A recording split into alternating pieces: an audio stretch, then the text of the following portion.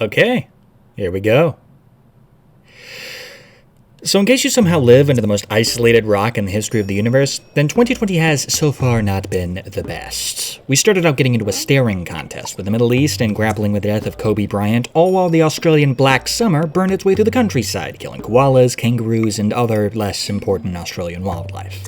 Then, just as we were girding up our collective mental loins in preparation for 2016 election season 2, Electric Boogaloo got decided, you know what? No, he wanted to switch up the network programming, and we got Spanish Influenza 2, Here We Go Again, instead. Several months of toilet paper hoarding, vital self-imposed lockdown, and various bits of quarantine-created chicanery later, the people of these great United States decided that going to restaurants and partying it up on the beach is more important than living, and the states have started to open back up again.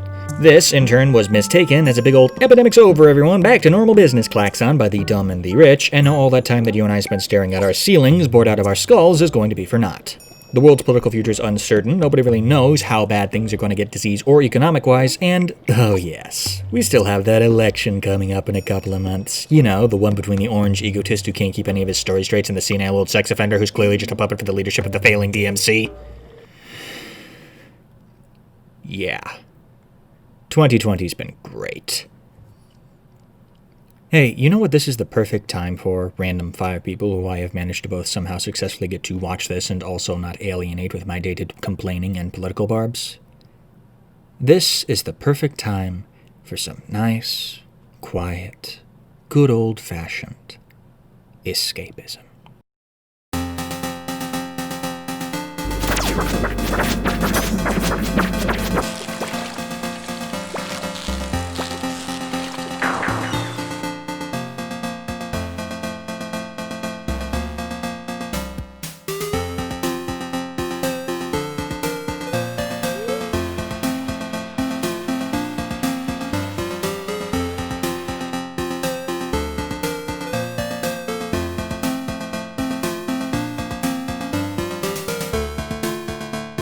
I kid. No, it's late. Stardew Valley is a 2016 farming simulator game that was published by Chucklefish Games right up until it wasn't, and made by one man right up until he got help.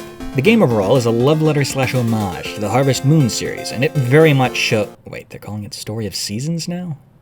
That's dumb, why the hell they do that? Wait, they're also making other Harvest Moon games? But they're not Harvest Moon? I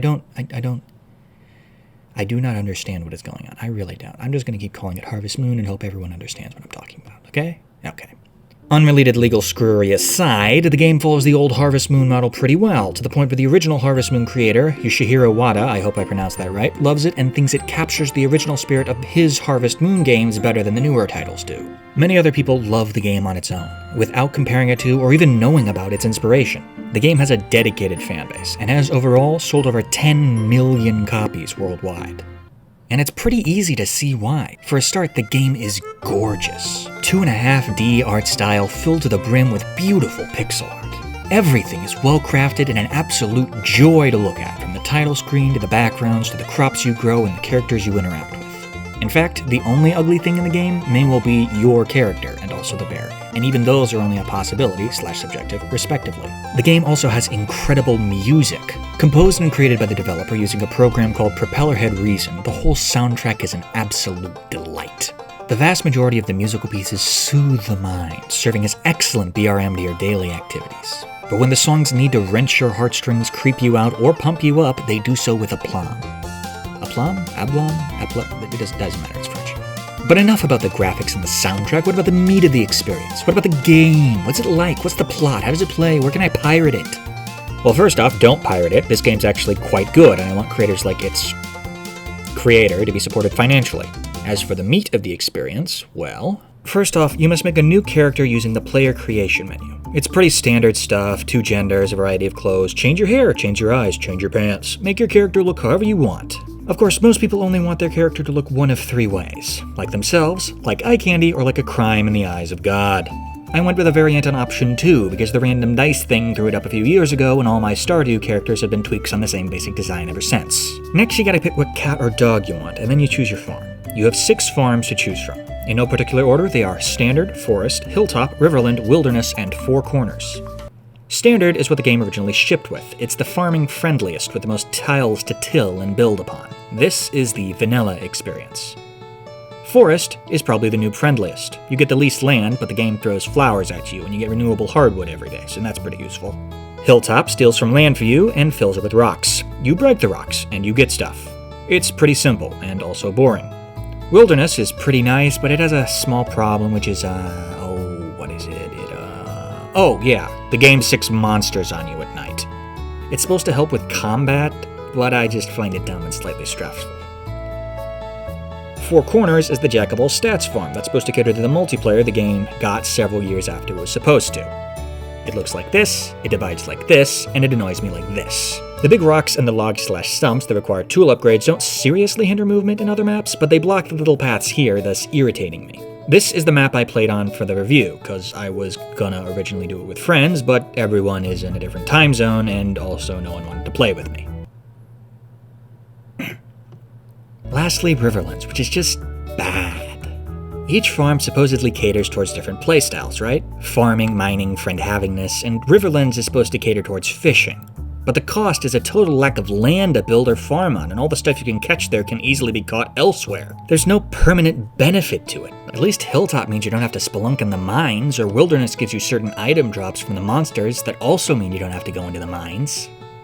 I don't like the mines. But you can easily get the fish from other places, and it costs you nothing. It's just a bad farm overall. Anyway, once you're finished creating your farmer, the intro cuts in. See, a while back, your beloved grandpa passed of old age, shortly after giving you a mysterious letter, with the instructions to open it up when your life officially started to suck. Years later, you find yourself legally and gainfully employed as a hard-working desk jockey in the mighty Joja Corporation, which can best be described as the horrifying love child of Walmart and Pepsi Incorporated. I mean, look at that slogan, Jesus Christ. Someone's not subtle about certain opinions they have, are they? While doing your best to ignore the sounds of the office drug addict and the smell of the office corpse, you open Gramps' letter and discover that he left you, a then presumably child, his precious family farm all those years ago. This is the perfect change in life you've been waiting for, so off you go to start a new existence in Stardew Valley. When you get there, surprisingly, the land is still yours, despite the fact that it was willed to someone who did not claim it and has not paid taxes on it for years. I'm pretty sure there would be a point where the land would revert to the state or something, especially since it turns out, oh no, the Joja Corporation has recently moved into Stardew Valley with the intent on taking over.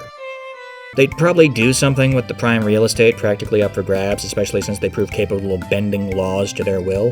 I mean, I know Gramps and the local mayor Lewis were friends, but it still seems unrealistic to me. Then again, this is a game that has magic, talking animals, shadow people, real, actual wizards, and a bizarre lack of toilets anywhere, so either all the townsfolk are dumping it in the local river, or I'm just supposed to suspend my disbelief on certain things for this peaceful little farming game. Probably the former. Anyway, once you arrive on your farm, you discover that it is basically in shambles, overrun with rocks, twigs, and trees. Lewis and the local town carpenter, Robin, greet you, basically say, "Good luck, sucker," and mosey on back to their homes. Don't worry about that damage, though. Just focus on planting a couple parsnips and meeting the local townsfolk. I mean, who cares your land's in shambles? People rarely come round anyways, and you can easily fix it up as a slow side project.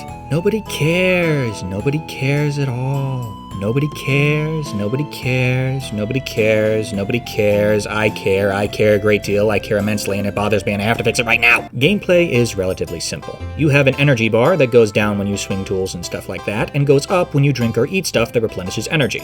Run out of energy and keep exerting yourself, and you pass out like a chump. Money is made through selling various items, like parsnips or bat wings. You spend this money on various other items, like seeds or pizza. The items you sell are typically obtained by performing an activity that corresponds to one of Stardew Valley's 5 skills, which I guess is as good a time as any to mention that there are 5 skills in Stardew Valley. I am not good at segues. The 5 skills are farming, mining, foraging, fishing, and combat. Level up a skill by doing the thing the skill says that you should do. It's not that complicated. As you obtain items and money, you should keep in mind the vague overarching plot of Stardew Valley. The overarching plot kickstarts a few days in and concerns the local abandoned community center. See, the place is overrun with magic talking teacups, but don't worry, they're friendly.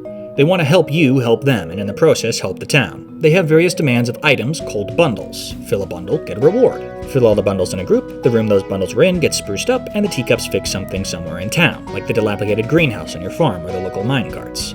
Fill all the bundles, fix up the whole town center, and improve the town writ large. Everyone loves you, the town is improved, Joja gets kicked out, putting all its local employees out of work, and no, that's not me being snarky, that actually happens, and the questline has a happy ending.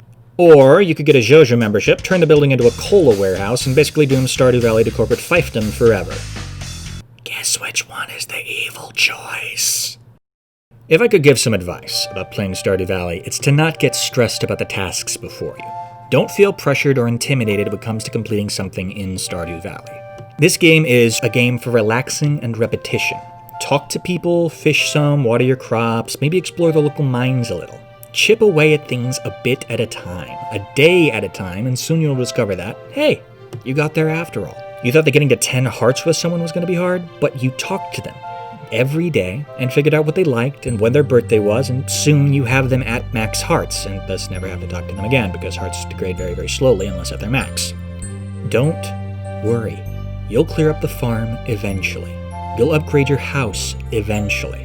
You'll finish your bundles eventually. You'll get married eventually. You'll do it eventually. All you have to do is chip away at it a little at a time. If you do feel like you need a leg up, the game has an official wiki out there, plus a dedicated subreddit and a large number of guides, including the one I use for my museum placement. It's all out there, waiting to help you. Want some advice from me personally? Never cut grass with a normal tool. The scythe costs no energy, moves faster, and is thus a better choice overall. The 2 backpack upgrades, get those as soon as you can. I know saving up that much money seems hard, but they are worth it, especially the first one. Don't sell the wood and the rock you get from clearing up your farm. You can build a small chest, store them in there, you'll thank me later. If you want some easy early energy and money, there's some free spring onions that grow in the southwestern part of the woods that you can pick and eat with ease. Meanwhile, the beach has some pretty nice stuff lying out that you can sell. There's a second part to the beach, over this bridge. It costs 300 wood to fix, but the stuff on the other side is pretty valuable for the early game. Lastly, should you get married, your relationship with your spouse will go down if you don't talk to them that day. Or, occasionally, if you give a gift to another romanceable, unless it is said romanceable's birthday. So if you want all 8/10 hearts with the romanceables, you should do all that before marrying one of them. Speaking of complaints, what few of them I have about the game are minimal. I don't like how you save at the beginning of every day, and the only way to save is to sleep and then start a new day. It vaguely annoys me you can't save anywhere and anywhen, because that means you can lose a whole day's worth of progress, and also because you can't save reload to cheat certain systems. Yeah, I know I'm weak, shut up. I don't like how in character cutscenes, the options are pretty clearly marked for what gives more approval and what doesn't. The cutscenes are nice, and the characters are very well written, with the game's writing getting very heavy and engaging and even dark at times, so the sudden gear shift into more childish, obvious choices is slightly jarring to me. Lastly, I don't like certain slight annoyances in the game.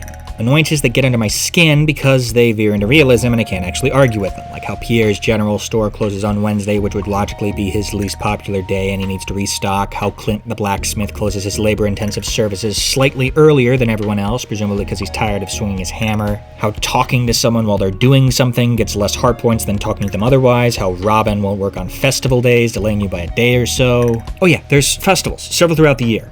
There's small quests people give you, there's a calendar and a notice board for random assignments in town, you could buy a horse to speed yourself up, you can cook various dishes by learning recipes from the TV on Sundays and Wednesdays and from other people, and... yeah, I could be here all day talking about this, but, well, let's not. This video is long and rambling enough already, and I actually want to not only finish at some point, but make it somewhat decent. It may just be the first video on a channel no one's ever heard of, or likely ever will hear of, but it's, well, it's my first video on my channel, you know? I picked this game because I love it so much, and I wanted to, if somewhat snarkily, express that. In a video you should definitely like, comment, and subscribe on, as well as tell your friends about. No pressure or anything. Look, things aren't great right now, okay? They're not great. And we all need something to get our minds off of what's going on out there. Stardew Valley is a great way to do it, and you should definitely buy and play it. If you've already bought it, then go play it again. Go on, give it a whirl. Give yourself a rest. Play it blind. Crawl the wiki first. Download some quality mods. It doesn't really matter. No matter how you play, I can all but guarantee you'll have a great time. Thanks for watching.